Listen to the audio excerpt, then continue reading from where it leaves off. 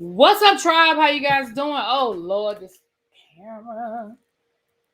All right, let's do this. Let's get everything straight. All right, we good. I think we're good. We're good. Hey everybody, how you guys doing? Happy Monday. Happy Monday. Happy Monday. I hope you guys had a great weekend. Um, Child, my members know the kind of weekend that I had, okay? If you are part of the membership, baby, you know what kind of weekend I had. If you don't know, go check the community wall. And I dropped a video for my members, so y'all know what kind of weekend I had. But everybody else, I am here and I'm good. Okay. How is everybody doing? How is everybody doing? Happy Monday to you all. Okay. Listen, we talked about this article last week. I believe it was last week we discussed this article, maybe the week before last, that Vanity Fair was working on this expose of all things Bravo. So this is what we're going to do today, you guys. Today we are going to talk about the article. I have not read it. I wanted to read it with you guys. So we will be reading it fresh. You guys will be getting my real-time response and reaction. Okay, we're going to read it fresh. And then I'm going to drop the link. I'm going to give you guys a chance to come up and share your thoughts on what we garner, what we get from this, okay? Let me, yes, you back in green. Thank you, Self-Care. I saw some of you guys rejoin the membership over the last couple of days, and I thank you. I thank you so much. Let me go through and say hi to the people, and then we're going to get this party started. Hey, Corey, what's up, Rock Chick? Hey, Tracy, Cora, Amber, Shakira. Hey, Ruru. What's up, Mama Mina? Brandon, Cross Country Cruiser. Hey, my love. Anna Johnson, Cali Girl Montrez. Hey.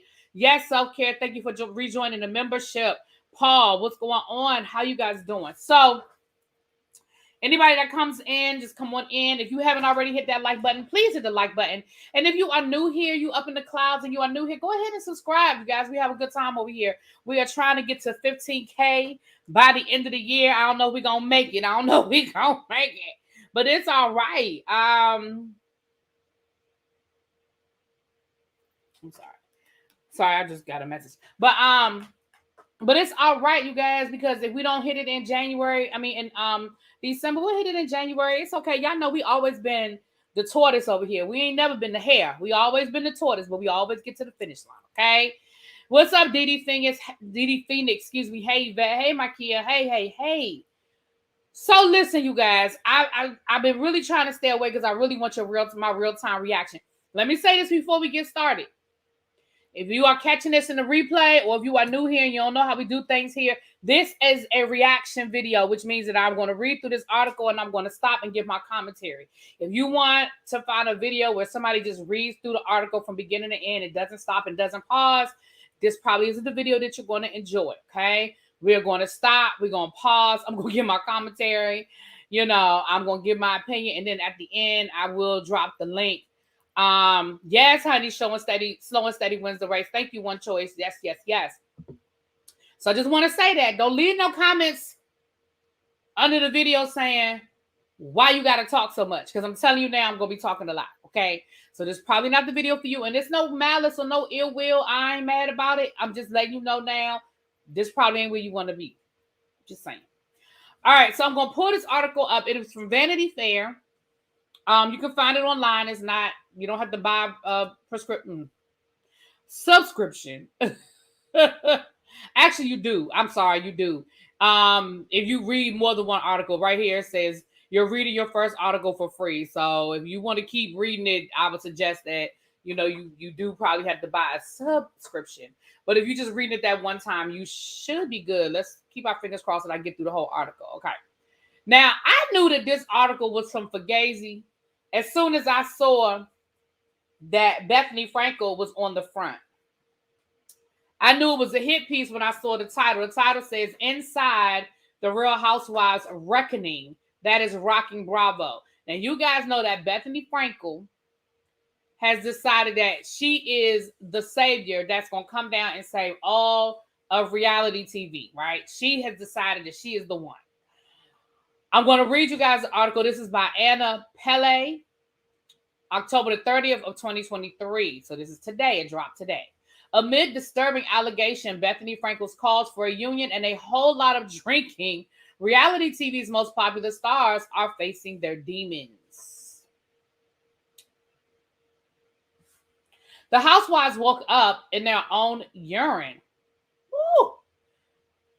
The housewife, I'm sorry, listen, y'all. The housewife woke up in her own urine. She was still drunk from the night before when she had had 3 drinks at dinner, another 3 or 4 with her co-stars, then an interminable but debilitating amount after her castmates went to sleep. Good Lord. Okay, I can't read, y'all. The house had been fully stocked when they arrived. She was too hungover to care. She wet the bed and so sick that she couldn't film, she told production.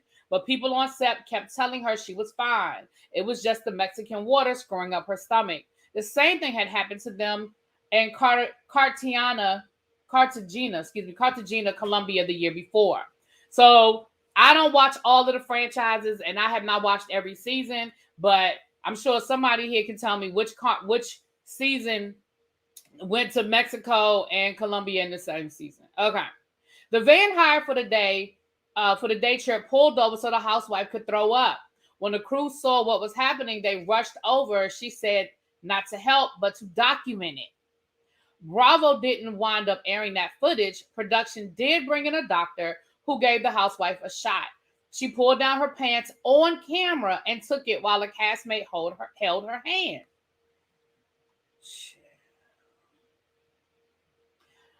If you go to the whorehouse, you're going to get fucked, said another Real Housewife. She knows what you think. That if you sign up to be on a Bravo reality show, you deserve what you get. And she agrees. If we do this, it's at our own peril. We know that. And we don't fucking care. Wow. They just jumped right in. They ain't give us no intro.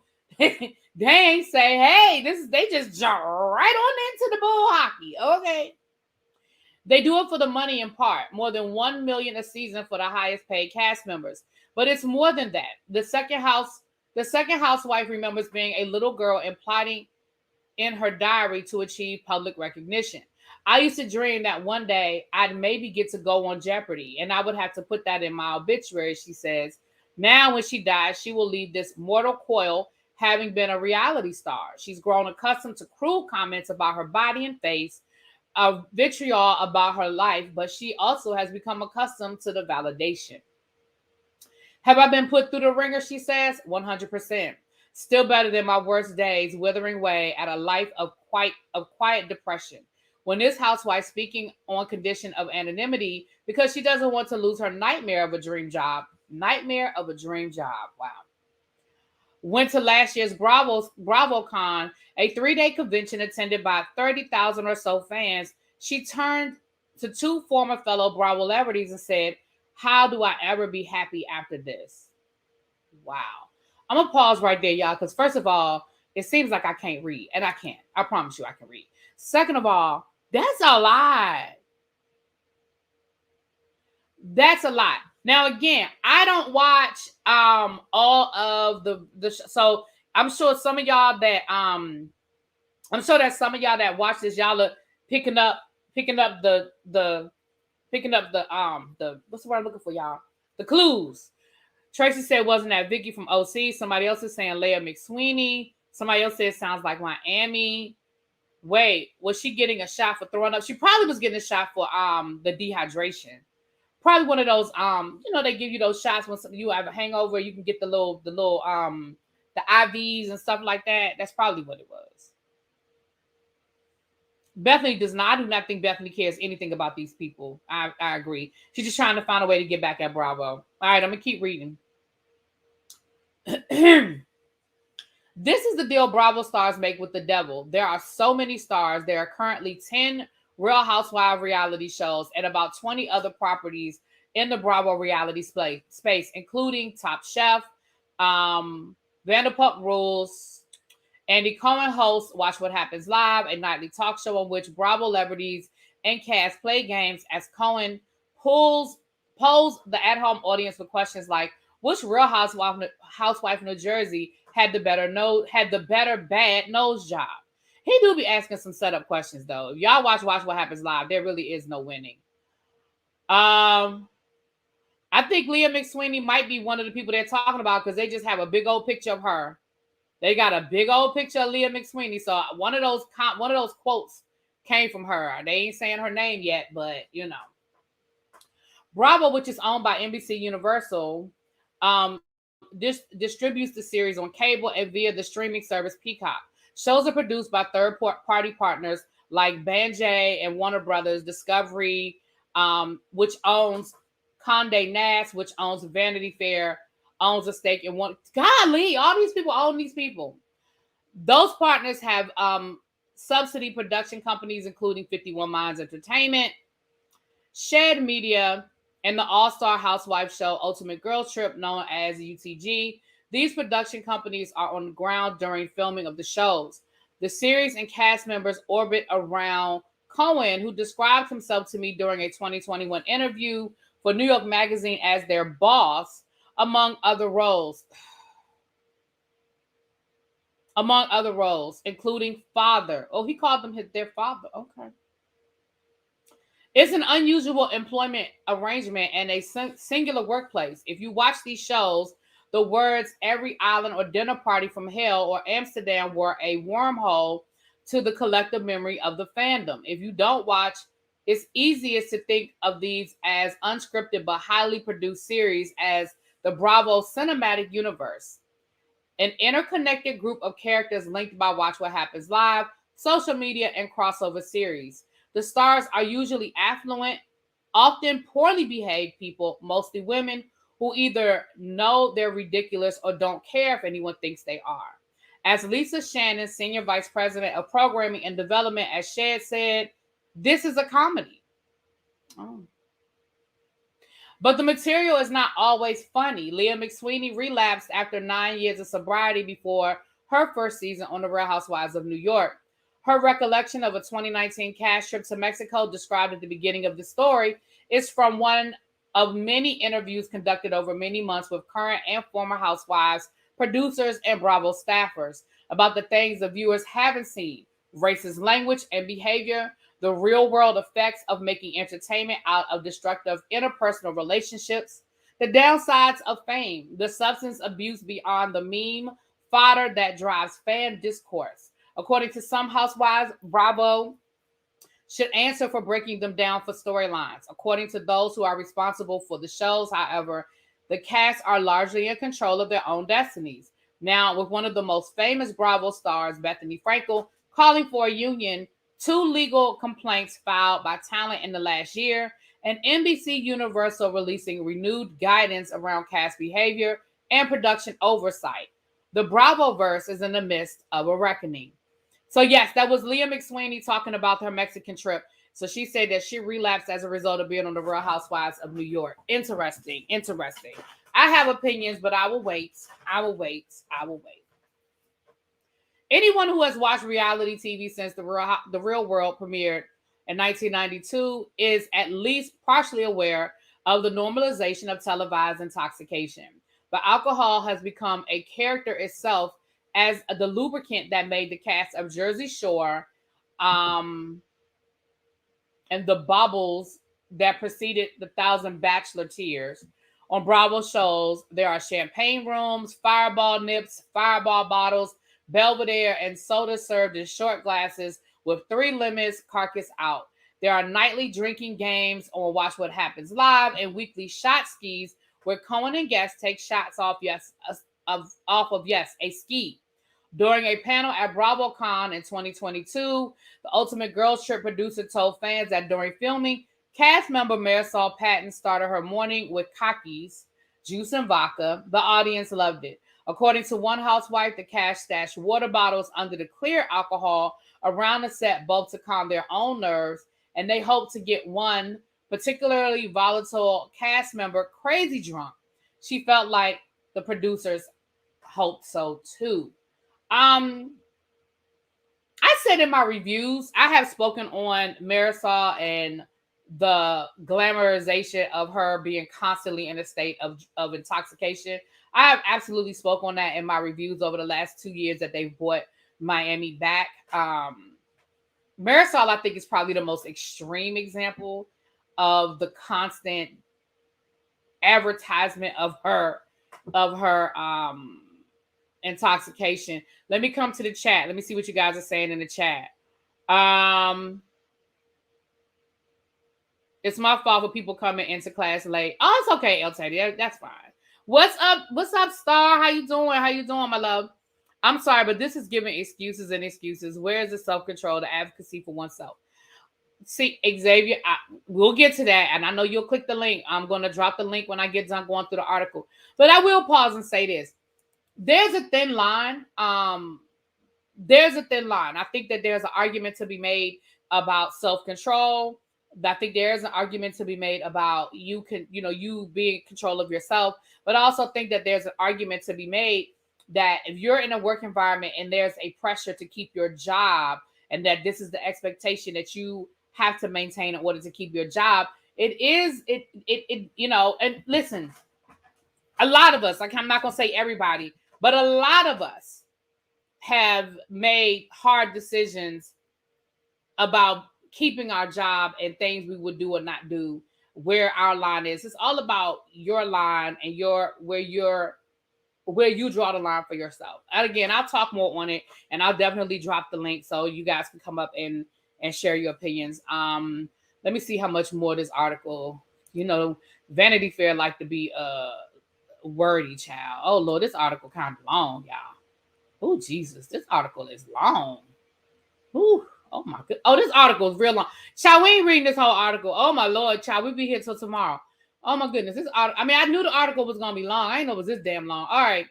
I probably should have read it first so I could just highlight the stuff I wanted y'all to read. Golly. Okay. We're talking about the drinking right now, so let's talk about the drinking for a little bit. It's just faster and easier, the housewife says, are trying to give the producers what they want.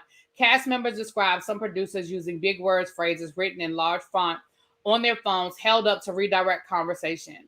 Former Real Housewives of New York, Ebony K. Williams, says she ignored one that read, "Bring up Sonya's drinking," referring to Sonya Morgan. Before the day of shooting begins, the production team sends out the beats of each scene, topics they've written and want addressed. The following is a beat reviewed by Vanity Fair for an episode that was filmed in November 2020. Sonya is on a loop, and this abuse of pills and alcohol has been going on for way too long. Is there anything they can do, or do they need to just be there for her when she falls? When she was on New York, Frankel says, "I was talking to producers about how we're going to bring into the show that Luann, fiance, cheated on her. A person with knowledge said that Frankel acted on her own accord, or a producer came in and tell me that somebody is trying on wedding dresses when they're not engaged, and I bring that into a scene." Hot sheets are production daily post-filing logs. They describe on-camera action and dialogue in detail, from cast bats to Ramona Singer's dog peeing on her floor. Cohen receives hot sheets for the shows on which he is a producer, including the Real Housewives and Ultimate Girls Trip. A person who works in production says they are written by the field team and distributed to the post-production team that uses them in the edit, as well as various executives. Off-camera interactions aren't discussed on hot sheets, but executives have become aware of certain complaints. Real Housewives of New Jersey season 13 featured Williams, the show's first Black cast member. In 2020 and 2021, Singer's alleged racial hostility and use of the N-word in conversations with a Black crew member during season 13 production were the subject of complaints within Shed Media, Warner Brothers, Discovery, Bravo, and NBC Universal.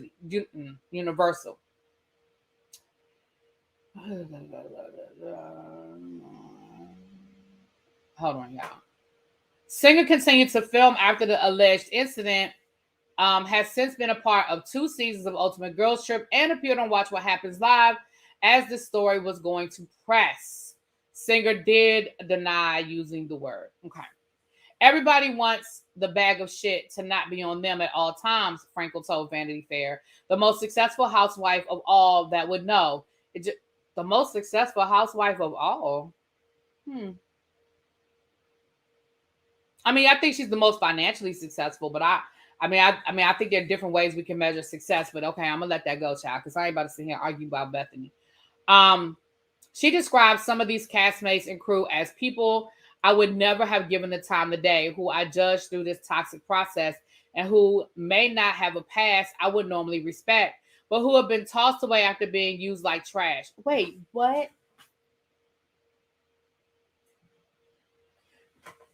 You said these are people. Hold on, let me rewind. Because, girl, hold on. She described some of these castmates and crew as people I never would have given the time of day, people who I judged, people who may not have a past I would normally respect, who may not have a past. People who may not have a past I would normally respect. But people who've been tossed away after being used like trash.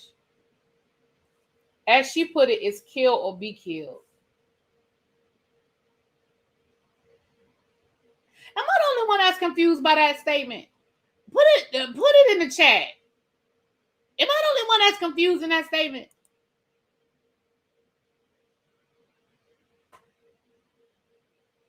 I'm confused by what she's trying to say. I mean, I got the kill or be killed part. What's up, Ebs? But I was a little confused. All right, like I said, this article is long. I ain't got time to stop every time Bethany say something stupid. Okay.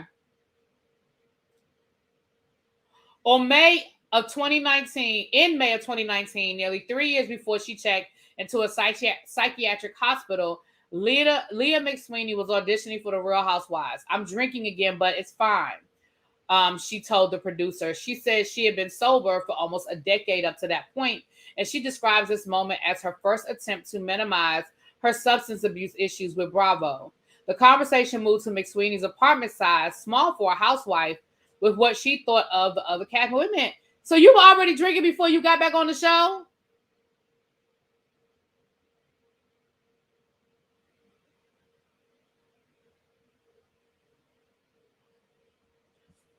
In May of 2019, nearly 3 years before she checked into a psychiatric hospital, McSweeney was auditioning for The Real Housewives. I'm drinking again. But, girl, so how you going to blame the housewives if you had already fallen off the wagon?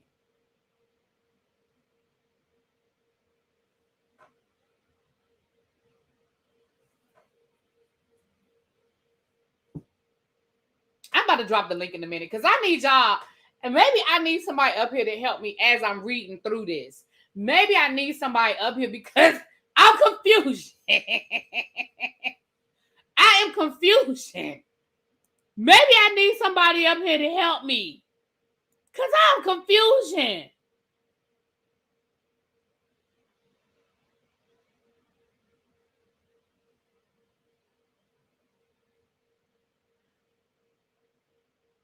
Girl. Now, Nene, I'm sorry, Niecy, she watched The Real Housewives of New York, so she know what she's talking about. Okay. Uh-oh. Wait a minute, where did the article go? Okay. All right, y'all. Let me keep reading. On August 2nd of 2019, Lisa Shannon, as Shed called McSweeney to tell her she got the job. The next day, McSweeney says she stopped drinking. According to McSweeney, her contract was for $3,000 an episode. As a matter of policy, Shed does not comment on compensation. More than a month later, on an earlier September cash trip to the Hamptons, McSweeney began drinking again. I don't consider myself an alcoholic at all. I've been drinking for the last 6 months or so, and I pick and choose when I drink, she said on camera. She was trying to keep her relapse from becoming a storyline.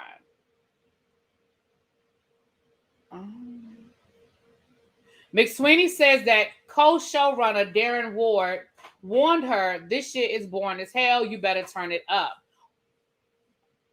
Ward didn't respond to Vanity Fair, child. Okay. McSweeney turned it up. She drank and took off her clothes and wearing only a thong, threw a lit tiki torch across Singer's lawn. She doesn't remember that evening because she was browned out drunk. She says that when she saw the episode, it aired in April 2020. McSweeney was called Hurricane Leah and was instantly iconic. Okay, and I'm gonna say this again. I'm not trying to get Bravo off the hook, but let me say this: on Ultimate Girls Trip, she was naked as well, and allegedly she was sober. So I'm just gonna say that your nakedness didn't have nothing to do with your drinking. Because allegedly on Ultimate Girls Trip, you were sober, and girl, you was naked on there too. I'm just saying. Okay. And she mixed alcohol with her bipolar meds, but that's never a good idea. So can we take Leah out of the equation for right now? I'm not being funny, but can we take her out of the Bravo is a horrible place to work equation? Because she was already an alcoholic before she got there. She relapsed. She knew she had relapsed when she got on the show. And then she tried to quit, and then she relapsed again. I'm just saying, can we take her out of this equation? Can we just take her out of this equation? No, we can't. Phil says we can't, Lord. Oh, Lord, I can't wait till Phil come up here. Oh, Lord. Oh, Lord. Oh, jeez. Okay, Phil say we can't. Okay, all right, Phil. All right. I'm going to read a little bit more, and then I'm going to drop the link. Okay. All right. I'm done with McSweeney. Let me scroll past. Okay. Because this just keeps on talking about her and what happened to her, and I'm done with her. Okay, McSweeney. Okay. All right. Other housewives recall similar experiences with mental health care providers referred by Bravo. They have a 1-800 number for Dr. Barry. One housewife says that Dr. Barry Goldstein, an off-screen psychologist who goes by his first name with Bravo clients. His website, Reality Shrink. That man's website is called realityshrink.net. I'm not laughing at people having mental health. I'm mad at this man called him Reality Shrink. Okay. All right. Note that he is also a board game designer. I'm sorry, what?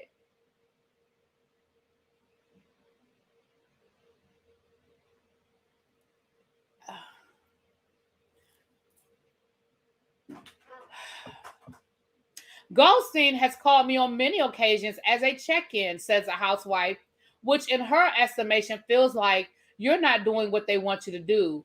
How does that mean you're not doing what you want them to do if the man is supposed to be your therapist and he's calling to check in on you? How do you equate that to, oh, I'm not doing what they want me to do? Okay. I did skip a couple of paragraphs, so maybe it's in the paragraph, child. Child, they still talking about McSweeney. She must be one of the few people that actually agreed to use her name because, child, they still talking about her. Okay. During season 13, which filmed late 2020 to early 2021, McSweeney was freshly sober, but she struggled with the isolation of COVID. And her grandmother, who had been a key figure of support, was in hospice. The cast was about to take a trip to Singer's house in the Hamptons, and McSweeney texted Ward and his fellow showrunner, "My grandmother is going to die any day now," adding, "If the funeral happens while we're in the Hamptons, there's no way I can miss it. Sorry. Obviously hanging there thinking of you." Paparazzo responded, "Obviously hang in there thinking of you."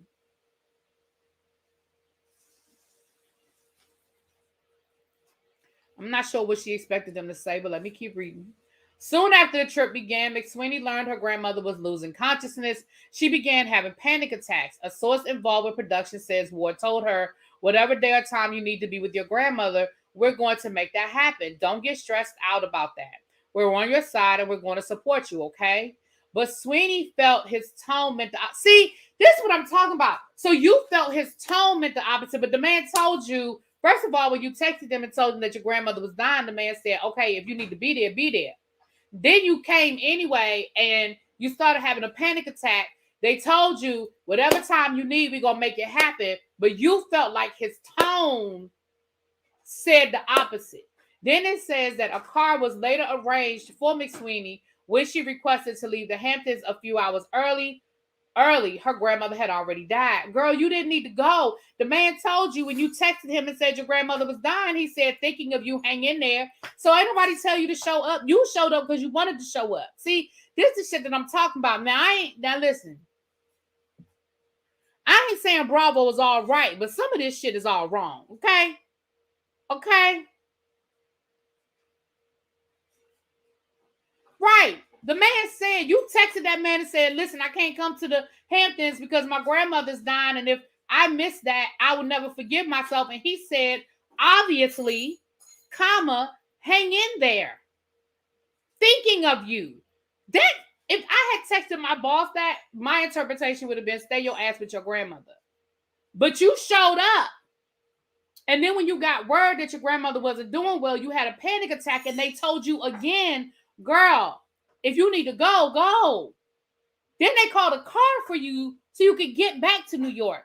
So you blaming Bravo for the fact that you missed your grandmother passing away? And I don't mean that to be callous at all. But I'm sorry. I don't feel like, listen, we can give Bravo a lot. But this one I can't give Bravo. This one I can't give Bravo. Now, I'm sorry. I can't give Bravo this one. Now, Leah, you really want us to go down the road. You want us to walk down the road. But does my boss need to tell me to come? Does your boss need to tell you to come? They need me to tell me to come where? What you talking about, Phil? All right. Let me see here. I'm not going to keep talking about McSweeney. Okay. That's why this article is so long. Most of this article is her. I done skipped about 6 paragraphs. I'm not even being funny, y'all. I'm still skipping paragraphs that say McSweeney.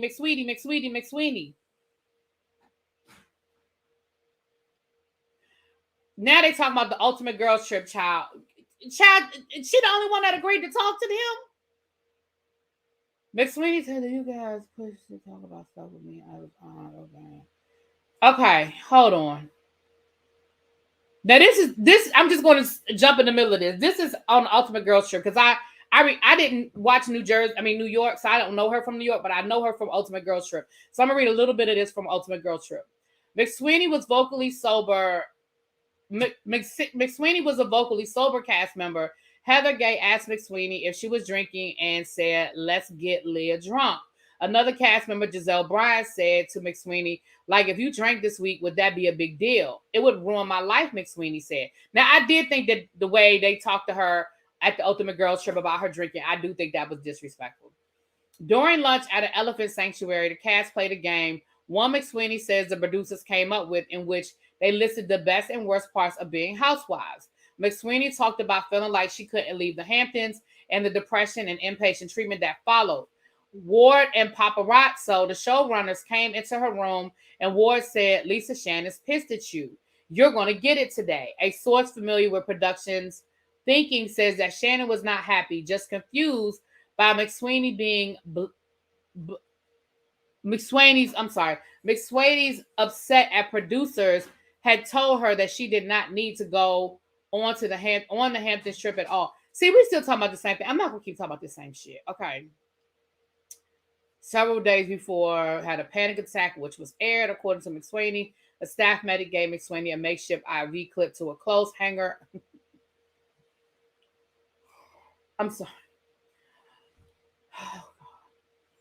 Clipped to a clothes hanger on a bed frame, which then fell and pulled the needle out of her wrist. When McSweeney's condition didn't improve, the crew took McSweeney to the hospital where she was admitted overnight. 2 members of production were nearby. McSweeney started crying to the nurses. "Just keep them away from me," she said. In November, McSweeney found out from another castmate that the Renda Medley, The Legacy, would be filming without her. Girl.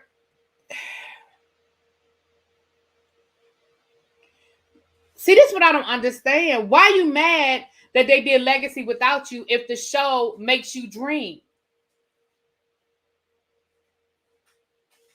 That's the part I don't understand. So you're mad that you're saying that you feel like they retaliated against you by not including you on Legacy, but it sounds to me like you don't need to be doing nothing with Housewives. It sounds like it's not a good environment for you. Ciao. All right, y'all. We passed. All right, let me read. Problem drinking isn't the only problem. This was immediately clear to Williams, a lawyer and TV host who in 2021 became the first Black cast member of the Real Housewives of New York. Housewives, though cast at the point were largely segregated by race. Beverly Hills, New York, Dallas, New Jersey, and Orange County were mostly white. Atlanta, Potomac, mostly Black. Well, New Jersey, they got New Jersey mostly white. New Jersey is not mostly white. New Jersey is mostly Italian, which I guess technically is white people, which I know what I'm saying. A virtual education session before filming season 13 covered topics including Black women, how Black women are treated in society by Black community, microaggression, lexicon, missteps, something, what to do when you say something offensive. How do you move forward in that relationship? Williams, McSweeney, Morgan Singer, and the Lips, I guess that's her last name, were on the call, as well as NBC Universal Communication Executive, a Bravo publicist, and 2 representatives from a racial justice organization. Williams had never previously met Morgan or Singer before the 1-hour session officially began. According to McSweeney and Williams, Morgan commented on the natural hair of the Black woman leading the session. So, first of all, that's a lot to cover in 1 hour. Like, I don't know why y'all thought that 1 hour would be sufficient to cover all that shit. Morgan commented on the natural hair. Well, what I need to know what the comment was. What did she say? Because comment could be, her hair looks nice. That's beautiful. Like, what was the comment? I mean, was the comment that her hair was unprofessional? Was the comment okay? Williams, 40, interrupt. Why do they always got to say people age? Williams interrupted the meeting as a cover your ass. Interpreted the meeting as a cover your ass move. She says it mostly focused on the kinds of things cast members should avoid saying, like the racist trope that Black fathers are not present for their children. What if they don't have a father? Why can't I say that? Singer said during the meeting. According to Williams, most of them don't.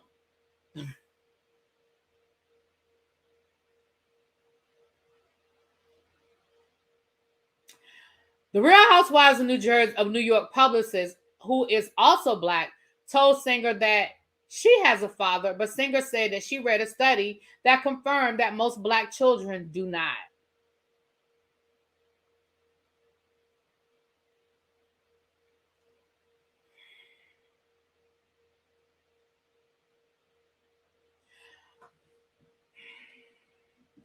Singer said to Vanity Fair, in that spirit, I asked a question about a statistic. I had read about single parent households, where children with single parent households were statistically less likely to succeed than 2-parent households. But what about where the Black come in, Singer? Where did the Black part come in, Ramona? Later, while filming a scene that did air, the Lips and Singer expressed on camera their squeamishness around words such as dick, while they attributed to their background as church-going and conservative. Williams said that she had no discomfort with sexual language, noting she was the most educated person at the table with a BA and a JD. The Lips, who is also a high school graduate and licensed nurse, said, I don't like the way you talk. When Singer also got upset, Williams said, your white fragility is killing me right now. Then had to explain the term. The Lips called Williams an angry woman, which Williams understood implicitly an angry Black woman. I never referred to your color, she said. Williams left, Singer stayed behind. The scene that viewers saw ended there, but the emotional momentum continued. One of the people who remained told Vanity Fair, Ramona slammed her hands on the table. She goes, this is why we don't need Black people on the show. This is going to ruin our show. Singer emailed Vanity Fair, this absolutely did not happen. In fact, I supported adding diverse cast members well before Ebony was added. Diverse don't mean Black. I'm just going to put it there. The hot sheet went out several days later to a group that included Cohen and other NBCU execs. It did not note, however, that Singer allegedly said that she didn't need Black people, that the show didn't need Black people. In October of 2020, Cohen responded via email, these are incredible reads and will be amazing episodes. The fact that this particular journey through white fragility ends with Ramona DMing Bryan Cranston is next level. Y'all might not like my opinion on this, but okay, I'm gonna keep it going. Let me see here. They talking more about New York.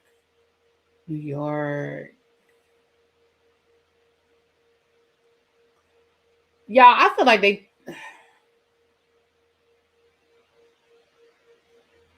All right, hold on, because this is the part about Ramona allegedly saying the N-word. So hold on, I'm gonna read through this part, and then I'm gonna drop the link.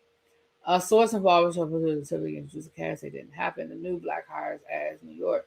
If the cast is not being told from executives that people are here to do the job, that person. Emerson said she wasn't able to produce. They simply didn't respond to her text calls the same way other cast members did. So it seemed unusual when Singer spoke to her after the scene filmed in November. Ramona says she doesn't want to talk about race, religion, or creed. Ramona tries to change the subject again, asking about who Ebony is dating. She asks Ebony if the guy is black, white, or what. Ebony says she thought Ramona didn't want to talk about color. Ramona says, now I have to watch what I'm saying to you. I feel like whatever I say is wrong. A person who sees Hot Sheet said that while they don't recall that one specifically, they would not dispute it. After this scene, Williams left. Edmiston remains. She says that Ward and Paparazzo's instructions, that's remember, those are the producers,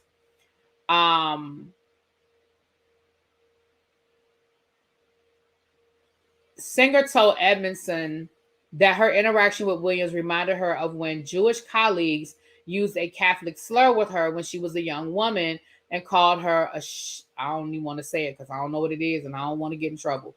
But it's a slur. It's a term for a non-Jewish woman. Edmondson had not heard the word before and later had to ask her mother what it was, according to her. Ramona, I have no idea what you're talking about. To which Singer said, oh, it's literally like somebody calling you a N-word. Ramona said that she never said the word in this account is a misrepresentation. I did describe an incident where I was called a slur while working in college, she wrote, but I did not compare the two experiences. Edmondson wrapped up the conversation without addressing what Singer had just said and says that Singer thanked her, but she discussed the moment with a shocked colleague and sent her husband and friend texts about what happened, which Vanity Fair has reviewed. Edmondson started crying. I should have said nothing, she says. Ebony's fighting this fight this season.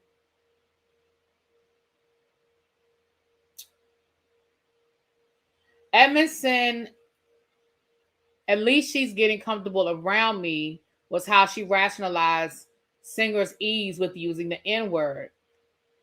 I always felt like Darian and I had a great relationship, Singer told Vanity Fair. But on a different day of filming, when Williams Edmondson recalls, literally we broke down hysterically and cried in each other's arms.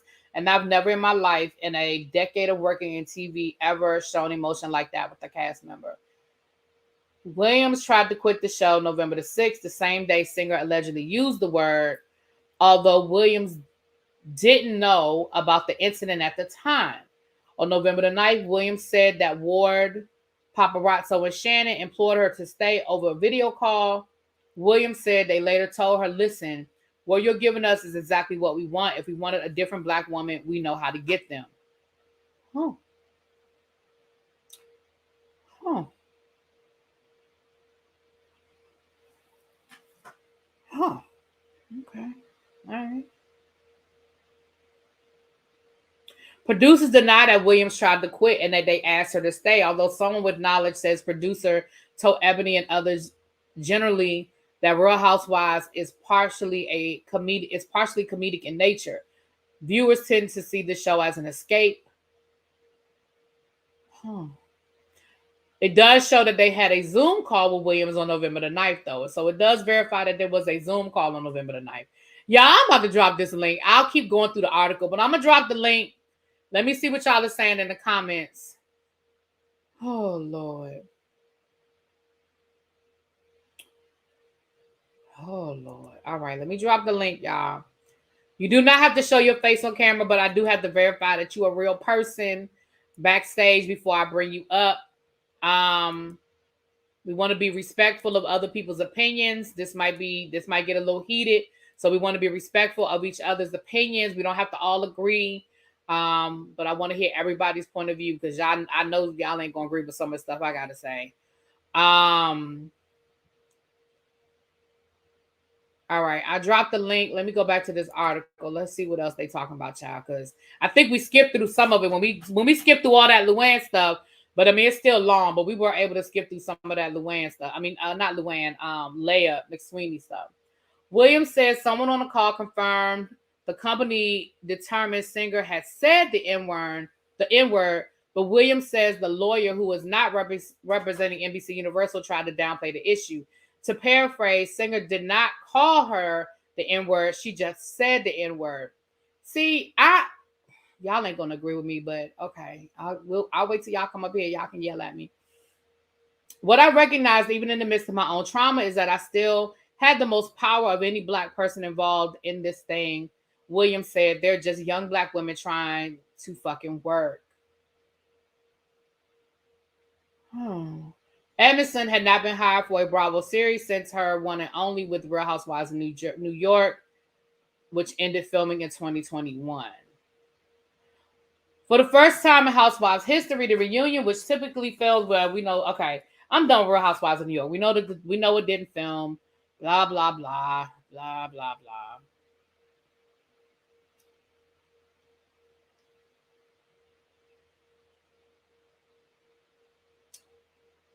Okay. Oh, Lord, y'all are backstage. Okay. Unpopular opinion. I know who that is. Hey, Quintessential. I know who that is. Rants and Rambles. Oh. Somebody got me on in the background. I think that's you, Quintessential. Quintessential? Oh, no, that's Phil. Quintessential's muted. Okay. No, that's not that either.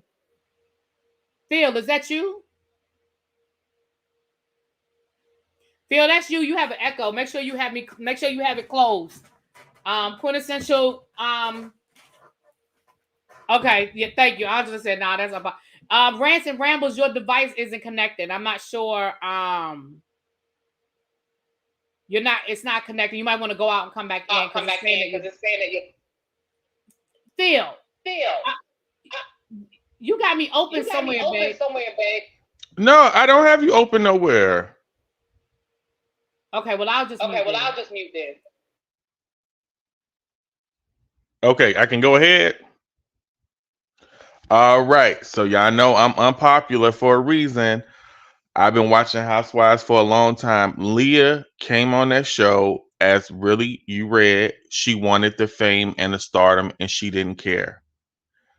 We all know that they give these women drinks and alcohol. They're always drinking champagne or whatever. Everyone's drinking. But you want one thing I noticed, you never see the ladies on Atlanta, Potomac, and Married to Medicine drunk out their minds on camera. They do their partying when the cameras are down. The black girls know they have to be smarter than the producers. She thought with her privilege, she was going to be able to do whatever she wanted. Now, how you come on the show saying that you've been sober, but you just wrote in the Vanity Fair article that you had been drinking months prior to, so you lied. Then you went on Ultimate Girls Trip. You already knew they were going to be drinking because they're always drinking. Come on, man. If your sobriety is so important to you, you can't be on the show. In addition, with Ebony Williams, Ebony was too smart for Housewives of New York. They knew Ramona, Sonia, Luann were Trump supporters. They voted for Trump. They even had personal relationships with Donald Trump. They had that meeting about race because they knew Ramona had some, I wouldn't say overt racist tendencies, but she definitely has some covert racist tendencies. So that's why they had that meeting with Ebony. And you know what? This is gonna be the real unpopular statement I make tonight. You know, I remember when Ebony was on the show, how many black people were saying she was ruining the show, talking about race and all of that. So now everybody wants to be her fan. But when she was on the show, everybody just dissed her really bad. And I thought that was unfair to her because I feel like they brought her on that show to talk about race, to bring diversity, and to educate these women. And when she did it, mainly black people turned on her. And that's all I got for now.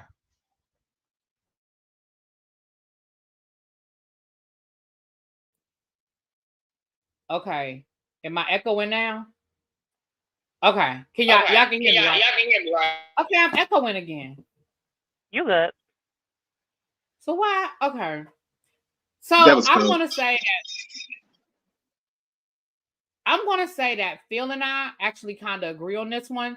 I'm gonna let Quintessential speak, but let me just say this, and then I'll let Quintessential speak. I've told you guys this before. What's up, Don Don? When you are entertaining people from a certain demographic, it is what it is. If you're talking to a group of privileged, rich, white women,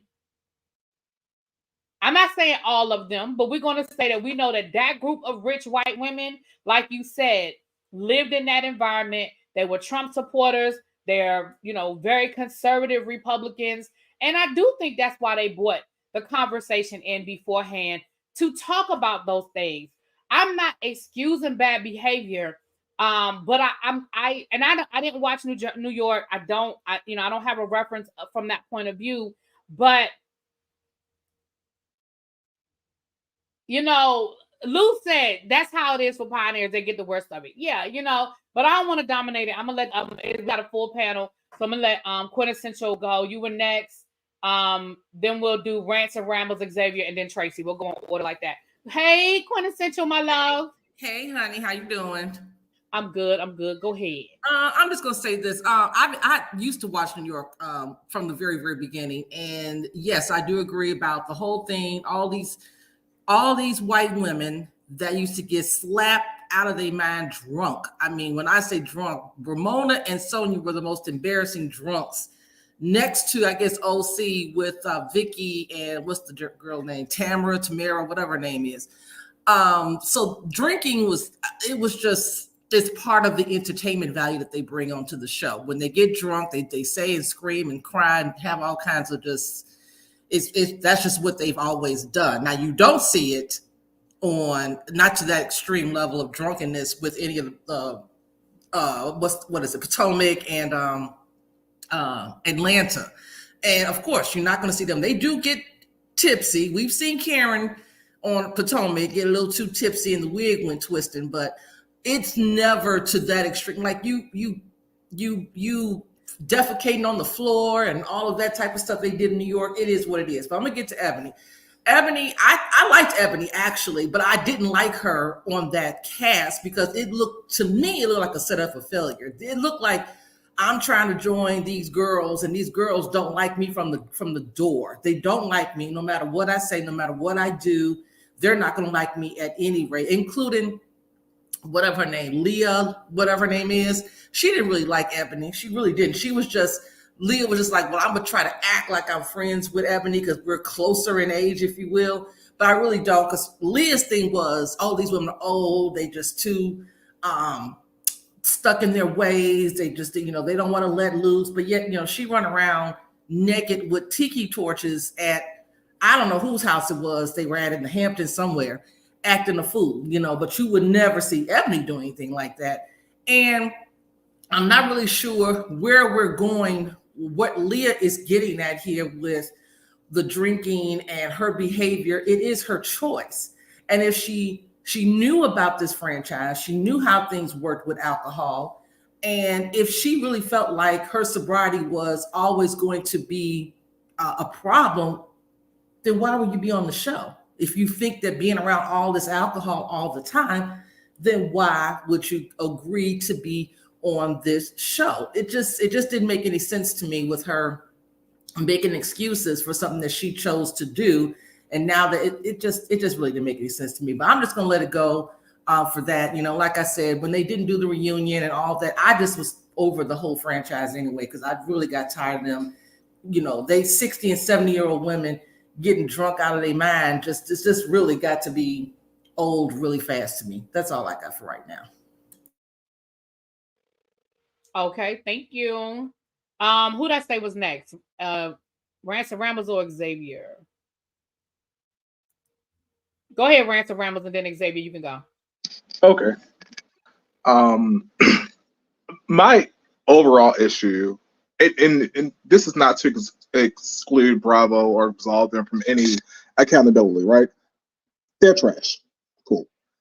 My issue with some of the women is that you signed a deal with the devil, then got upset because they dragged you to hell.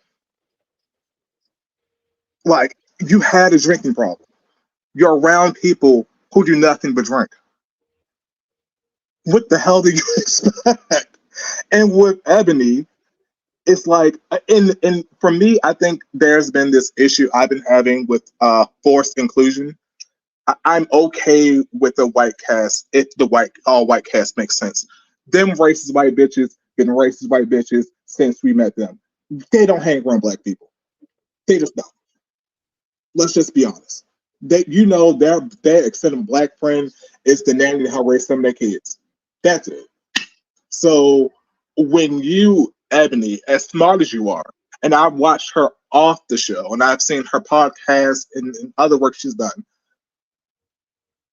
when you see how they behave and how they act, not only the racial background, but the noticeable age difference between you and these old ass bitter hoes, why would you then include yourself and surround yourself with these people and not expect to be faced with the full force racism? And they treated her like shit. And she understanding that she was there to be the black one, that she was there to help bring in, the insight of racism and how it acts, which is fine in a cast that is really there to listen to that kind of story. That's not what they're there for. They're there to be drunk and petty. They don't understand or have the mental emotional range to combat that kind of historic racism that is deep rooted inside their bitter souls. So I have to say, is Bravo trash? Absolutely. But ladies, can we be real and honest with ourselves here?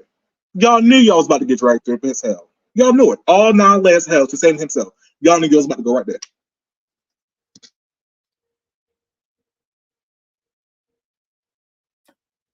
I don't. Hey, I'm with you. I'm with you.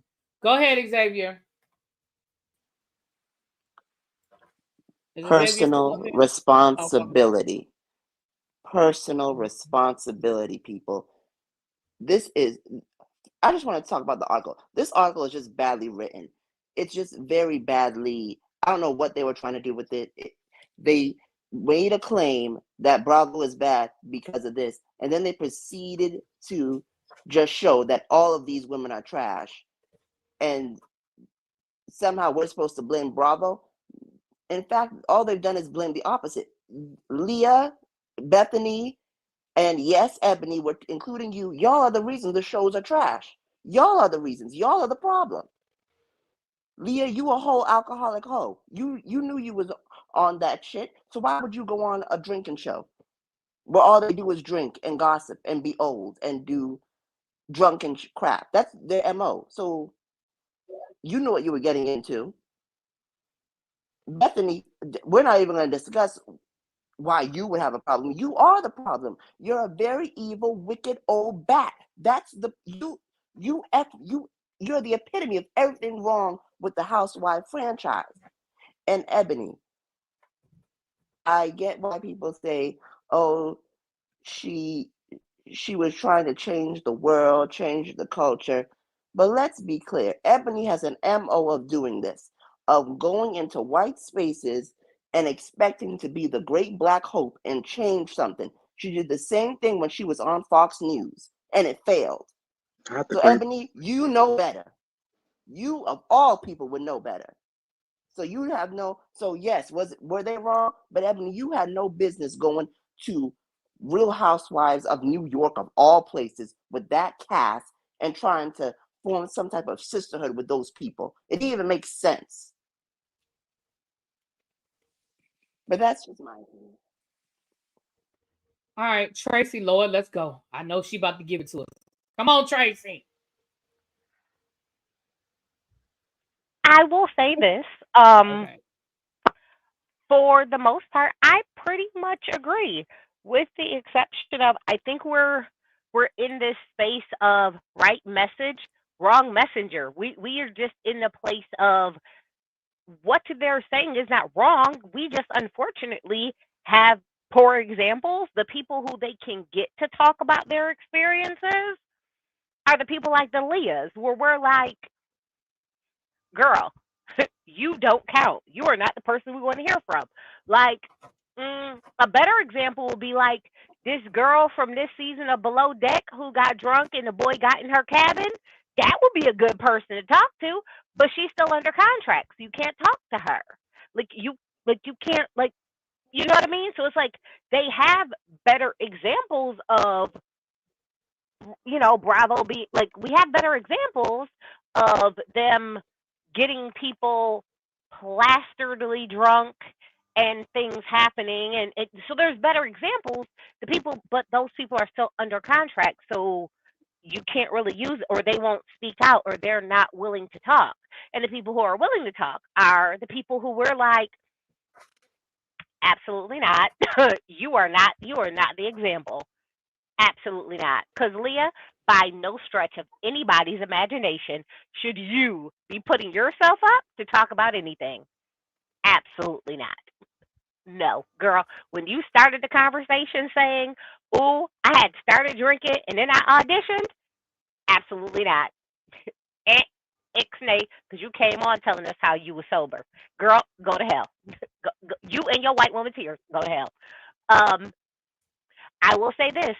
Mm, Ramona has been Ramona since we've known her. She's day one, day dot. One thing I'll tell people is um, sometimes you got to go with the devil you know. And she has been very consistent from the beginning. She has been, I get drunk, I am a racist, I poop on the floor. She's been very consistent since the very beginning, and nothing about her has changed. She threw a wine glass at another white woman and hit her in the face. I mean, I don't understand what people are expecting of her. I mean, she talked bad about her about her black staff. So why was anybody expecting anything different from her? I don't understand. But I say, which is what part I didn't understand is at some point it needed to be I understood Bravo saying like, hey, New York is very diverse and we need a diverse New York. You do, but you also need a rich white woman New York because that is also New York. So y'all could have kept the rich white woman New York and let them rich old white women do what rich old white women do, which is get drunk, get horny, talk about sex, and defecate on themselves. Sure, fine, do all of that. Let them have it. Have at it. And then you could have gotten this new New York, which is a multicultural, younger cast, and you could have had Ebony on this cast.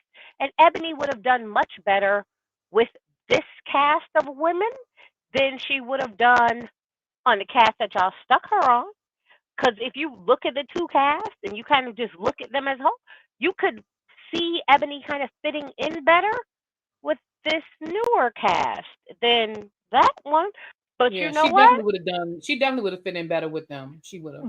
But again, again, I will say this. Mm, I understand from Ebony's standpoint of saying, "Hey, this is my resume. This is what I was looking to do.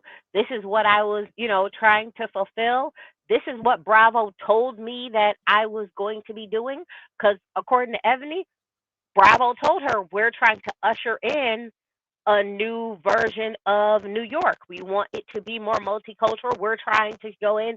We want you to do these things with the ladies, and we're freshening it up. But I mean, Bronwyn wasn't the I mean, she was you know how to say all skin folk ain't kinfolk because she definitely wasn't it. So I mean, what really was she supposed to do? But again, I will say this that at some point we also need to understand that um, sometimes forcing a cast to um, integrate and be a mixed race cast isn't always the best thing to do if that's not who they're naturally friends with. Because then we get things like what happened with New York, where because they was never gonna be friends with Ebony. Like they don't hang out with people. They're like absolutely not. We've all seen them white women. They ain't cool like that.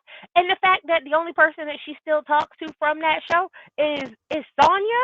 She was like the only person who still reaches out or anything to Sonya, which I can understand because Sonya was a fun drunk. So I mean, I can understand her still being cool with anybody. But fine.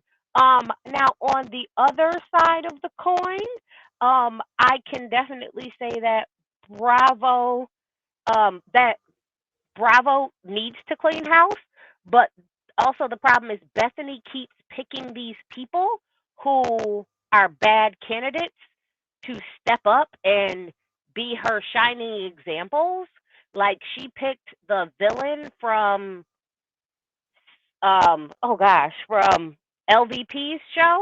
She picked the little mistress girl to do an interview with, and I was like, why would you pick the person who like why is this the person?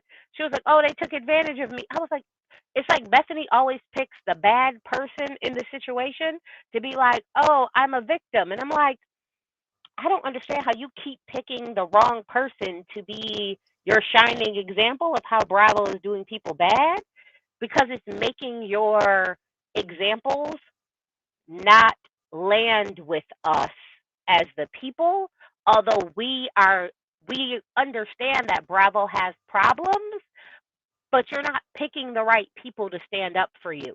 So we need a better example. We need better examples. Okay, so I'm gonna say this. I know that Phil came back up and Rants and Rambles came back up. So let me say this, and then I'm gonna let you guys have the floor. So here's where things get tricky. I see what you're saying in the chat, Andre. Andre says, whether this is known to happen or not, should it? The issue isn't going into environments that are already hostile. It's about a major network shouldn't be facilitating a racist, substance-friendly environment, right? And I don't disagree with that at all. But here's what I'm going to say. Here's where stuff gets tricky. And here's where we, and when I say we, I don't mean me or you. I mean, we as a society have created an environment where, I hate to say I agree with Ramona, but I agree with Ramona. Sometimes you just can't win. So for example, if we accept that people like Ramona have lived in their own little racist bubble their whole life, and we are now forcing them to interact with people they've never interacted with before, then here's what we have to accept. And y'all ain't gonna like what I'm getting ready to say, but here's what we have to accept. We have to accept that their opinion of us is only thing that their opinion of us is based on what they've been told about us. If somebody like a Ramona has only had interaction with Black people as people that work for her, then she doesn't have those experiences. So when she does ask the questions, or when she does make the ignorant statements, what we can't do is berate her with well, you should know, but she doesn't. Whether somebody should know doesn't change the fact that they don't know. You understand? As a teacher, I understand that concept. When kids come to me, there are things that they should already know. But if they weren't taught by the teacher before them, or the teacher before that, or the teacher before that, then they come to me ill-equipped. And yes, I shouldn't be having to teach my kids how to find the state of Maryland on a map when they've lived in Maryland their whole life. But guess what? They didn't come to me with that skill. So that goes back to when we had the whole argument with Sharon Osbourne, where she was asking about, well, what is it that that the man did that was racist? It's easy for us to come and say, what do you mean? It's obvious that he's being racist. But if she has never lived outside of that bubble, and I'm not excusing it, I'm just saying this is the reality, y'all. So your point is valid, Tracy, and Nisi in the chat is valid. If all you've ever known is this world, and the only interaction you have with Black people is what you see on the news and the people that work for you, I mean, where are we supposed to foster an environment where people learn and not be berated for not knowing? Now, I know that went Bravo. I know that went way beyond Bravo, but I'm just using that as an example. And again, I know that, you know, somebody's like, well, I shouldn't have to teach them. There's a lot of things we shouldn't have to do in 2023. And I'm not defending Ramona because I don't know Ramona. The only thing I have seen of Ramona was on the Ultimate Girls Trip, and I thought she was obnoxious as fuck. Okay, so I'm not defending Ramona. I am just saying that is the reality. And I'm gonna say this, and then I'm gonna shut up. I told you guys, what was that? 3 years ago, when Ebby and I went to Tennessee. We were in Tennessee. We were an hour and a half from Nashville and like an hour and a half from Knoxville. We were somewhere in that middle space between Nashville and Knoxville. Because Knoxville, you cross a timeline. And so anyway, we were in that little nook. And we were literally there for 24 hours before we saw another Black person. Literally, we were there for 24 hours before we saw another Black person. So the reality, when people say, oh, well, it's 2023. Yes, but there are still places in this country where you can be in an environment where you don't have to deal with people outside of your race. And so if I don't see a Black person all day long, I don't go to school with Black people, I don't work with Black people, and all I know about a Black person is what I see on the news, what I see on TV, and and the people that work for me, then my view is limited. Yes, it's ignorant, but how am I supposed to learn if nobody will sit down and talk to me? They only gonna talk at me. We probably were in the sundown, child. But if all you're going to do is talk at me, then guess what's going to happen? Then I ain't going to open my mouth and say shit. If every time I open my mouth, everything I say is wrong and I get a lecture or I get yelled at or I get called a racist, guess what? I'm just not going to say nothing. I'm going to just stop talking. So then how do we create the environment? How do we create the dialogue? Instead of saying it's 2022, you should know better. Or it's 2023, you should know better. Okay, but I don't. Now, I'm sorry. I just got on. Let me get off my soapbox. I'm going to let Phil talk, and then I'm going to let Rants and Rambles talk. I'll drop the link one more time. We're going to be here for about another 10 or 15 minutes. Okay, go ahead. Go ahead, Phil. Well, I definitely agree with you. And the other issue with Ramona is Ramona doesn't see the world outside of Ramona, even when she has conflict with the other cast members. It's all about herself. She don't care about anybody else but herself. I think the issue is what you said earlier. I think we all wanted, well, I don't want to say we all. I think the majority of the people wanted the old New York cast and the New York cast. I think the Real Housewives of Brooklyn or Harlem or something else could have been introduced to include people like Ebony and the ladies they have now. But I did want to give Rants and Rambles a big shout out. I love the forced inclusion because I think that's why they added Ebony, because we all said that, oh, why aren't Black women on these shows with these white women? I don't think we always need to be included. It's okay for us to have our own and not, have them included. Like, I don't want Kim on the Real Housewives of Atlanta. I never wanted her. She don't need to come back. They don't need to have added Garcelle to the Real Housewives of Beverly Hills. Do another show and have an all Black cast or a diverse class. I just think sometimes we need to stop pushing inclusion and be okay with us having our own. And I'm going to be in the chat. Thank you so much. Thank you. All right, go ahead, Rants and Rambles, and then I'll come back around. Okay. I was going to say, funny enough, that I actually was going to use Garcelle as a really good example of inclusion, where she may not be organic in nature. Her addition to the show and the way she addressed racial issues and the way she addressed the girls' ignorance is a way that is more palatable, and so that conversation could be a little bit more thought-provoking because the way she's able to address confrontation. What I wanted to touch on was Tracy, because Tracy said something about Bethany and why Bethany keeps using poor examples. It is because Bethany has a really bad saviors complex and it's fucking annoying. and Bethany will always run to the castaways of Bravo and the Bravo rejects because she knows she has a bigger platform than any of those girls combined, and this way she can feel like she's giving them a voice, which is self-fulfilling to her. Bethany is trash. Bethany will hold this process back. And the messed up part is Bethany has valid critiques and valid points.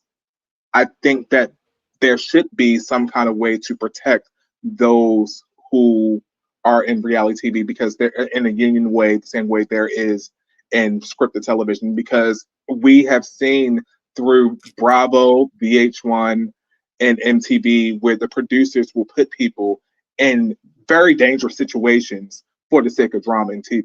So, is there a need for something like that?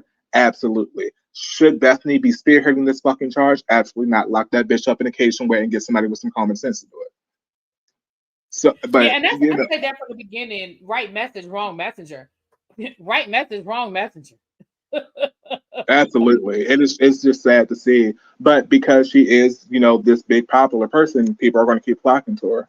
But overall, I like when it comes just to, before I head out, when it comes to forced inclusion of any kind, and this has been like kind of a thing. You see it in Marvel when they change the race of characters or the gender characters just for the sake of inclusion, or they make somebody gay or make somebody pansexual, trans, something like that, just for the sake of diversity, and then you get this backlash. My thing is, does it make sense? Does it add to the story? Does it add to the character? Are we hitting a deeper level by making them a minority, or are you checking the box? And honestly, and this kind of extends beyond, and I know I'm starting to ramble, but I've really blamed the Oscars because if you remember, they were they were forcing the Oscars to stop always choosing white people, and the Oscars responded by saying, "Hey, go make your cast more diverse, or we're not going to include you anymore." And after that happened, if you notice, that was around what 2016, the Oscar So White Party, when everything happened. That's when all the cast start getting diverse. You see black people playing kings and queens in the middle of England when you knew we was slaves and paupers. Like and my thing is, it becomes a distraction and diversion, and it allows white people who are truly racist and truly are vicious to say, well, hey, it can't be that bad. Look at it now. Because we are starting to erase the true history of who we are. No, I don't want to see black people as slaves every movie, but I don't want a historically accurate movie to show a black person in a position that they weren't in because it gives people who don't want to know the truth reasons to keep being ignorant. Well, as a historian, I'm gonna push back a little bit, but I don't want to go too far off. But I think there's an argument to be made. We would have to go through specific examples, but I think there's an argument to be made that for a long time we are led to believe that that's the only position that black people played, and that's not necessarily the case. So I think that by being inclusive, I have no problem with doing it if it is based in fact. And so the reality is we were more than slaves. We did own, we did have money, we were educated, we did have positions in certain areas. Hell, we owned slaves ourselves. Right. And like, No, I understand the point you're making, but I'm just okay. saying that the argument can be made that by being forced to be inclusive, you're forcing to tell the stories that have not been told. So I think they don't want to tell that story. I would push back a little bit, but I understand the point you're making now. Yeah, because I don't think they want to tell those stories. They don't want to tell the stories of like Zulu and the Zulu Nation. They want it like, for example, a show that I watched that I enjoy is called The Great. It's about the German Catherine the Great. She was a Roman Empire, Russian Empire, something like that. But you see black people speckled out there, and historically, it's just inaccurate.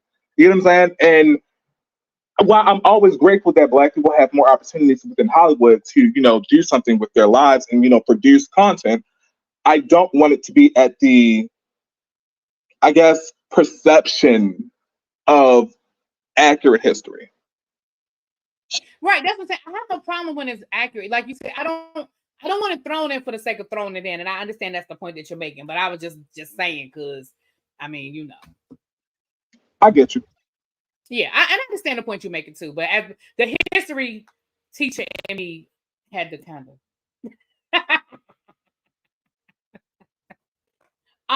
Let me say this, and then I'm gonna let you guys. I'm gonna let Xavier and Tracy speak. And I did drop the link one more time because we're going to get out of here in a few minutes, but I want to give everybody an opportunity to come up and speak that wants to speak.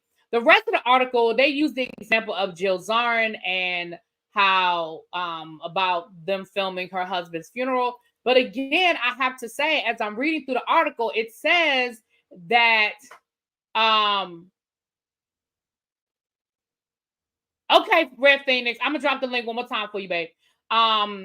It's as I'm reading through the article again, Jill is saying that she talked to producers and they were trying to figure out how to, include the funeral, and that they had talked about the funeral being on the show, but I guess she was saying that they had never come to a final decision. And then next thing you know, she said that she was ambushed by the cameras. But again, I feel like the conversation is disingenuous to make it seem like they just showed up unannounced and you had no idea.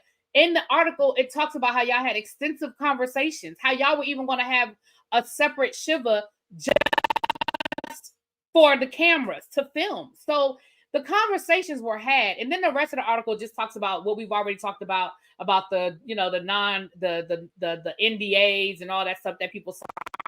So I'm going to say this, and then I'm going to give the floor to Xavier and then to Tracy. And I'm going to drop the link one more time. Let me drop the link while I'm talking. I want to say this. I am in no way, shape, or form saying that Bravo doesn't have some things they need to fix, adjust, and change by any stretch of the imagination. But I feel like most of us, not everybody, but I feel like most of us agree that even though this might be a very good and valid message, the people that they chose to be the messengers maybe aren't the right ones. However, understanding that they're talking to people who no longer have a relationship with Bravo and can afford to speak versus people who want to keep their job, which is always the case in any type of expose, whistleblowing type conversation. That's always the case. She explains it better in the interview with Bethany. Okay, Sims overdose.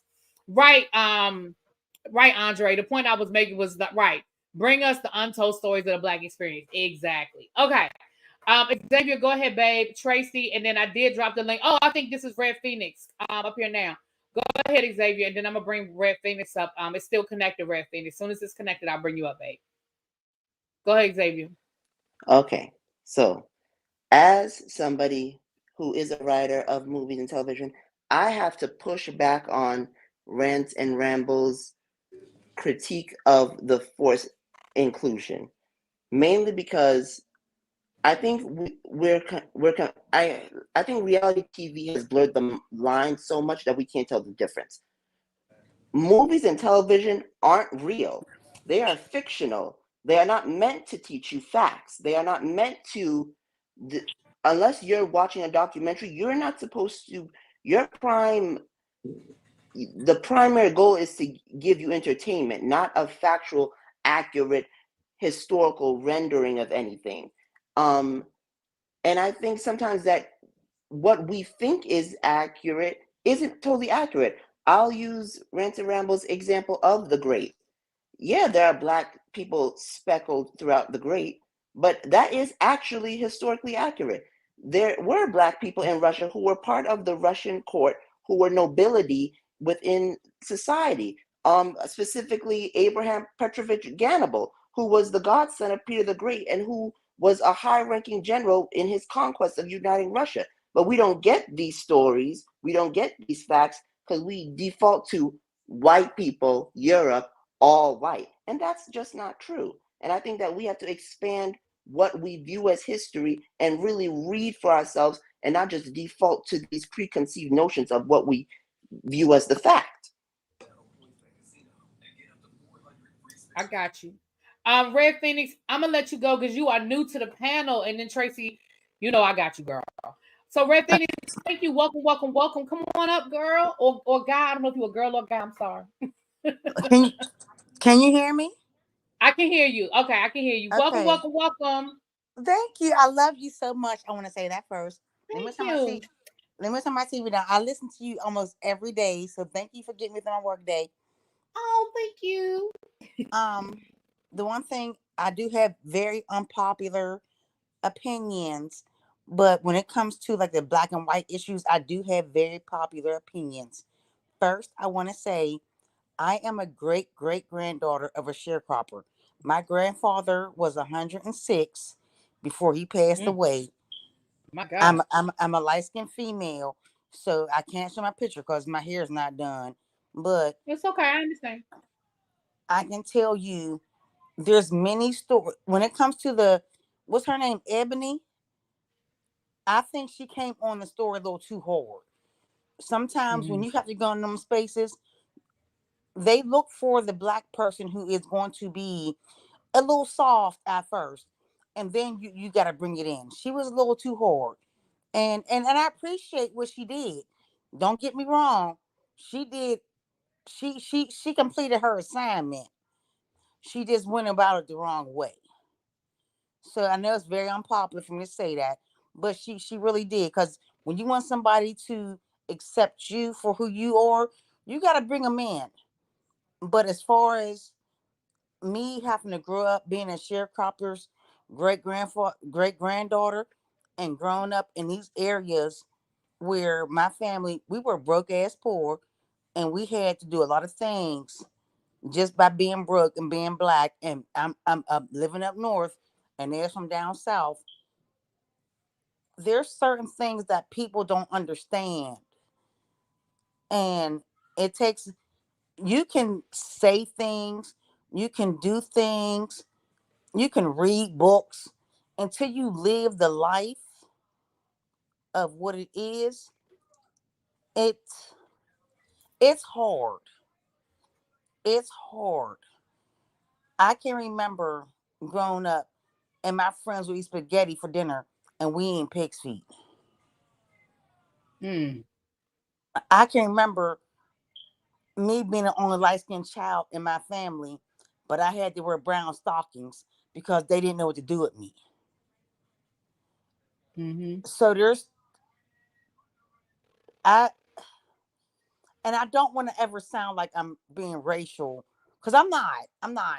I love everybody. If you love me, I love you.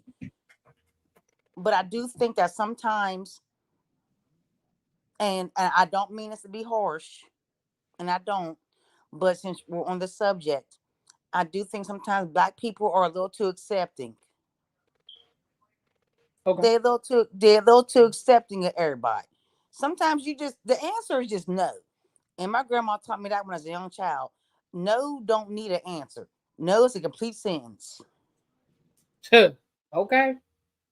The answer sometimes, you know what? I ain't gotta like you. You don't fit in this circle. And sometimes we have to do for us first. And we ain't did us first. So I ain't gotta accept nobody else.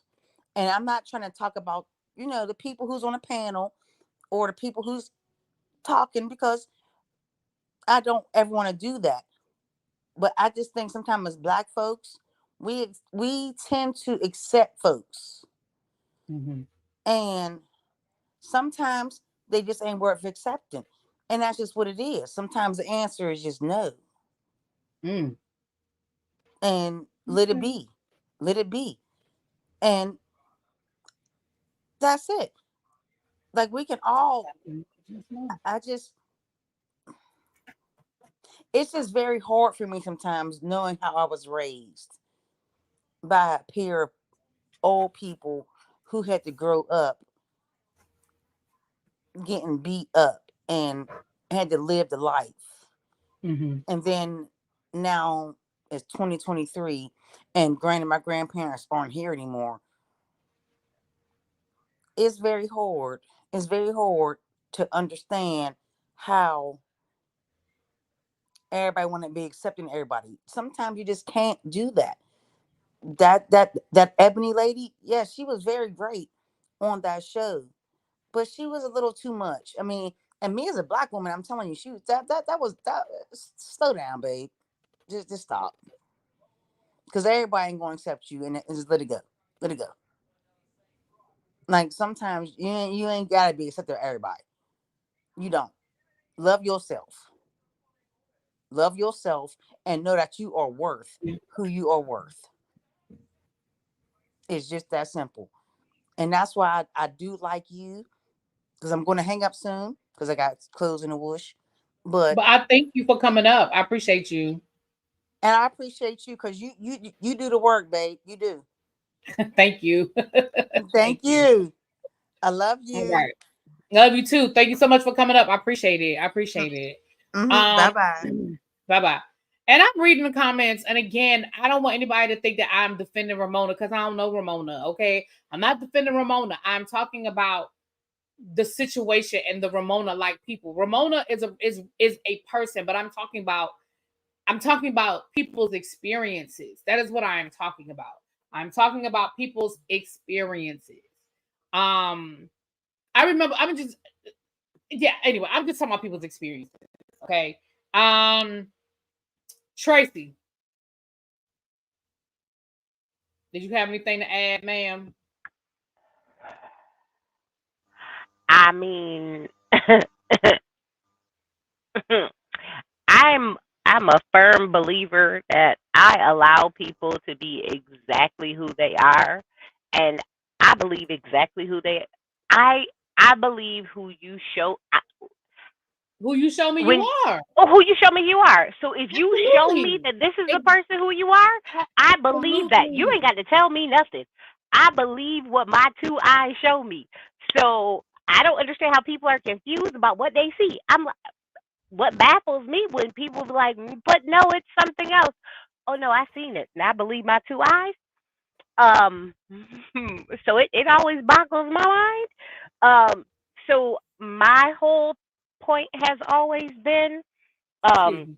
I'm a like OC in New York has always been the drunk franchises. Like from the start of those franchises, they have been the drunk woman's franchises. From the beginning, Vicky was a drunk, Tamara was a drunk, Ramona and freaking Luann and Sonya, drunks from the very beginning. So the drunk woman that was a drunk woman franchises. Beverly Hills was my queen, Kim Richards. I love her. I understand she has a bit of a problem, so don't judge me on that part. But outside of that, like that has always been oh, I'm too good for you, da da da da da. Oh, I'm a little bougie. And that's always been their kind of thing. Mm, you know, fine, like it. Atlanta has always been the I ain't got no money, but I got money. But we fun, we I'm get it hood kind of rich. thing. I'm hood Yeah, rich. I love it. I love All yes, right. Phil. I'm I not said rich, my but I'm queen richer than Kim. you. Don't judge me. I love Kim. Don't judge me, Phil. That's my girl. You and What? Scotty. You know Scotty She went loves after him. Renna. I love her. She went after Renna. I love her. Okay, so I feel like each franchise has their own unique identity, and I look at each franchise for what they are, right? And I don't kind of lump them all together. Phil, you gave Krishan grace. Don't judge me. Don't say nothing to me. You like Krishan. Move along. Move along. So, you know what I mean? So I give each franchise its own, I look at them all differently. But of course, we all then need to say this different. I'm a firm believer that I don't like forced representation. I like um, if we're going to have a mixed cast, let it be an organic mixed cast. Let it be people who actually like each other, who get along, who run in the same circles, who actually, mesh well so that they do not turn into this type of this that we're seeing now on a lot of these shows where it I think the is. best cast are casts that started off with actually knowing each other. Not necessarily best friends, but they knew each other. The Real Housewives of Atlanta, they really knew each other and they were really friends. Mhm, Potomac, they really knew each other. There's a history there. There's mhm. real relationships there. New Jersey, these are real, well, not so much but like the Manzo family, Teresa didn't really know them that well, and we know the Danielle situation. But as the seasons went on, they brought in people that had real relationships. And I think those are the best organic cast because you do have a base there. Beverly Hills, a few of them knew each other, but it wasn't as much of a connected group. Dallas, they really knew each other. And I mean, Dallas went downhill when they started bringing in the outside people. I ain't gonna go down that road right now. But Luann and what's her face and her mama, there was really a history there. Stephanie and Brandy were really friends. Their husbands were really friends. And I think when you just throw 6 random people together, as in New York, I think next season is going to be so much better than this season because they are building friendships. They are building legitimate bonds now. We see that they're hanging out outside of the cameras and stuff like that. And so I agree with you, Tracy. And I think that again, I'm not blaming Ebony for being an assertive person and standing up for herself. But what I am saying is you take Ebony and you plop her into a group that is already a formulated group, whether good, bad, or indifferent, whether they hate each other, like each other, cuss each other out, whatever. This is already a formulated group. And then you bring in the issue of race. And then you make her the speaker for all that is Black. And that's just not valid or fair. That's not fair to her, and it's not fair to them as a cast. You know what I mean? Mm-hmm. So, absolutely, listen. And I understand that Ebony also. We also have to think back to that time that they brought Ebony in. It was a very pivotal time where everyone was like, "Oh, we need Black representation, and we need a strong Black." Right. It was the George Floyd effect. Yeah, it was the George Floyd effect. We need a strong Black speaker. Yeah, it was the whole Black Lives Matter, George Floyd effect. I'm going to say this, and Andre, I love you, and you know that this is coming from a place of love. I'm pushing back, but in a loving way. I think.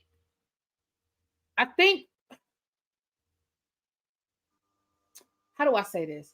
I think we, and when I say we, I think all of us have allowed ourselves to live in this utopian world where races are the minority and we are the majority. When you say that Bravo fostered an environment that allowed races to be showcased, first of all, we could get into a definition of racist. That's another conversation. But the majority of these women, just for the mere fact of their socioeconomic class, probably fall into the bubble of what we, when I say we, I'm not talking about you specifically, Andre, or me. I'm saying we in general would deem to be a racist. And that is what it is. I don't think that in this aspect, I don't think it's fair to be like, oh, well, they've allowed these people to just be old racist. This is listen, they keep saying the majority of these women are Trump voters and Trump supporters. And y'all know what I've said about people who voted for Trump, okay? I stand by what I said. People who voted for Trump, they are either racist or they're okay with racism because Trump let you know exactly who he was and he was clear about it, okay? So either you are a racist because you agree with him or you're okay with the fact that he's a racist. Either way, that's not somebody that I care to be around in my personal life. So when you look at it from that aspect, you say, well, the majority of these women voted for Donald Trump or their husbands voted for Donald Trump. Then we'd have to throw all of them in that bucket. Then we got to throw all of them in that bucket. So it's not just the Ramonas. Ramona's an extreme example because Ramona is Ramona. But we can look at New Jersey. They said half the women in New Jersey are Trump supporters, right? Kelly we can look at New York. We can look at Beverly Hills. We damn sure know Dallas. So Kelly Dodd, OC got him. Right. Did I say OC? OC. Salt Lake City. And if we want to call a thing, if we probably took a poll of Potomac and Atlanta, at least one of them probably voted for Trump too. Now I don't know. Ebony voted for Trump.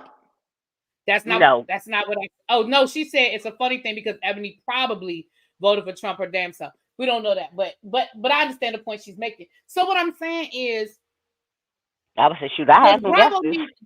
does Bravo need to work on it? Right, we can throw Married to Medicine in it too. Does Bravo need to freaking work on the issues that they have? Yes. Do they have some piss poor working procedures? Absolutely. And they need to fix it and they need to adjust it. And I agree with all of that. But what I don't want us to do is I don't want us to create a situation where everything, because it's kind of when we look back on stuff, like it's kind of like looking at, like, I'm gonna give y'all a perfect example. Y'all know I do the retro reviews of Falcon Crest, right? I loved Falcon Crest. It is one of my favorite nighttime shows. Hey, St. James, it's one of my favorite nighttime soaps, right? I love going back and looking at the old episodes. I love it. But I've even had to say in my reviews, oh my goodness, looking back on some of these episodes, they would never fly in 2023. There was one scene where Lance and Melissa were arguing, and Melissa slapped Lance, and Lance slapped her back. They wouldn't, and then they started kissing and had sex, right? They would never, that scene would never make it on air today. And so Lies sounds like Blueface and Krishan to me. Exactly. That sounds like a Tyler Perry episode. That sounds like the Oval. Like, what do you mean? You know what? You're right. That does sound like something that would happen on the Oval. You're right. You're right. That probably would happen today. But the point I'm making is these are things that Bravo has been doing for 20 years. The Housewives franchise didn't just start yesterday. These franchises are 20 years old. Right. I just thought about it. Maybe it would happen today. But these franchises are 15 and 20 years old. So these are things that in 2000, we certainly would not say is an acceptable workplace environment in 2023. The problem is that Bravo never adjusted or changed because nobody made them. So yes, is it a good idea that somebody is saying, hey, you guys need to look at this policy and you guys need to make sure that this is not okay. But the difference is I don't want us to take people's personal rights and turn it into, oh yeah, this was so horrible. Because again, you can't blame Bravo for relapsing when your ass had relapsed before you got the job at Bravo. Like, girl, what? You can't blame Bravo for missing that your grandmother passed away when you literally, by your own words, said that they told you, girl, you ain't got to come to work. But you interpreted it as you better bring your butt to work. Like you said, don't come. You said you have a text message. So you put it in writing that they told you not to come, girl. So ReallyB, here's a perfect example. So the company that I work for is pretty much a very conservative company. Like it is a very conservative company. In our company handbook, it literally still says that women cannot wear pants to work. It literally tells us we still have to wear dresses and skirts to work in our company handbook in 2023. Mm-hmm. And that is their prerogative. Like because it's a privately owned business. So they can do that if they choose to, because it's a privately owned company. There you go. And trust me, they're an HR and payroll company. So they got enough lawyers to be able to tell if that is legal or not. And trust me, it's legal. They can do it. Yeah, so I've worked places where there's a dress code. That's just a very specific dress code. Oh yeah. Oh, it's a very specific dress code. There is no you can't have tattoos. There is no visible tattoos or any. So they are very specific. Very specific. So when we say that some places haven't updated with the times and they choose not to, and that is literally, it's still legal and they don't have to, and because they don't have to, they choose not to. That's I feel like that's kind of where Bravo is. They're probably at that place where legally they don't have to. So why should I? What if I am not breaking the law, why should I change? It is making me great money. Why exactly should I change? I mean, if you're thinking about it, if it's a very lucrative business for me and I get to pay you pennies and I'm making millions and I'm not breaking the law, why exactly am I going to change this again? I mean, it sounds harsh and it's wrong and it's morally, it's bad, right? But from a business standpoint, when you look at it, it's like, well, I mean, if the industry hasn't updated its standards and legally it's still okay, I mean, we all know it's morally wrong, but if we ain't jumped on the times yet, I mean, and that's just like legally, our laws have not caught up with where we have advanced to technology wise. So we're still behind in certain aspects. We've far moved ahead technology wise, and we're still behind in lots of ways. And I feel like this is kind of where one of those loopholes are where, we have not kind of caught up. And so Bravo's just kind of milking it. And they're like, well, we're just going to make bank. Right. So I'm going to say this and then I'm going to close it out, you guys. I'm going to say this. First of all, thank you everybody for being here. If you've not hit the like button, please do so. If you're new here, go ahead and hit the subscribe button. Child, listen, we have a good time here, okay? What I want to say is this. I do not feel like this article was the bombshell that they built it up to be.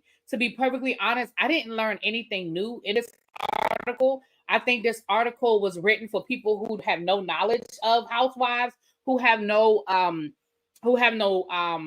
historical foundation for what the Housewives franchise is. Because to be honest with you, all of that's in that article has been rehashed in other places. Leah McSweeney will talk to anybody who will listen to her. Bethany Frankel, this whole situation with her and Jill Zarin, that was on her podcast. And the people in the chat said they did a better job of explaining it on her podcast than they did in the article. The whole thing about the non-disclosures and people not feeling free to talk and speak. Now, I scrolled through it, you guys, but I didn't even see Nene in there. Did y'all see Nene? Did I miss it? Did you read it, Tracy, all the way through? Girl, you think I read that all the way through? I didn't, but I'm going to finish it tonight. Well, I scrolled all the way to the end to see. I didn't even see Nene's name in that article. Now, I could be wrong. If y'all read it and y'all saw it, y'all tell me because I scrolled through. But, I mean, you mean to sit here and tell me. Now, they talked about Carolyn Manzo's lawsuit against Bravo. Hell, they even agreed they even included the law that was just filed last week. But I didn't see Nene's name at all. So you mean to tell me that one of the biggest stars to come out of Bravo that is suing them, that, I mean, the lawsuit has not been resolved. Whether people agree with her lawsuit or not, the lawsuit has not been resolved. You mean to sit here and tell me you didn't include Nene and her lawsuit? You didn't include. Now they might not have been able to talk to Mariah, but they certainly could include Mariah's lawsuit, her complaint against what she claimed that Bravo did to her by basically tricking her out of her intellectual property. Again, whether you agree that she did it or not, whether you agree that Mariah was right or wrong, it doesn't change the fact that this was a complaint filed against NBC Universal as it related to her feeling like they did something that was not ethical. You know what I'm saying? So again, I say, even in the midst of y'all talking about inclusion, even in the midst of y'all talking about fairness, I feel like the women of color, for the exception of Ebony, and I don't even think that was about Ebony, but we were excluded. Nene. You don't want to know why? Well, I don't. Why? Tell me why. Because this whole article was nothing but a showcase for white women's tears and their damn whining about nothing. Girl, it's all your damn fault. Bethany, you got fired because you're evil. I thought you was gonna give me something deep, Xavier. I knew that. I thought you was gonna tell me something. Because it's not that deep. That's the whole thing. This article isn't that deep. There's nothing serious going on here. Mariah and Nene's issues, those are serious issues. Including them in this article wouldn't even make sense. It wouldn't fit with the tone of the article because this is even a serious article. Yeah, I didn't learn anything new. I don't feel like it was as big of a it was going to be this big expose on Bravo on Andy. They didn't even talk about Andy. I mean, other than the fact that Andy is a producer and he works in that capacity, like they didn't even come at Andy. Like not the way this article was hyped up, like, oh my gosh, this is going to bring down Andy Cohen and NBC Universal. Not at all. There's nothing in this article that if I worked in the legal department, and y'all know I ain't nobody's attorney, but if I worked in the legal department, there's nothing in this article that would make me shake in my boots. I'd be like, oh, okay then. Because it's the same shit they've been saying. There's nothing new. I didn't read anything that I didn't already know. Anyway, y'all. Well, we can ready to get out of here. We've been here for almost 2 hours. I done dropped the link for y'all. I done let y'all come up and say what y'all wanted to say. I want to thank y'all for being here. Again, if you have not hit that like button, please hit it on your way out the door. And I will talk to y'all tomorrow. Mwah! Thanks.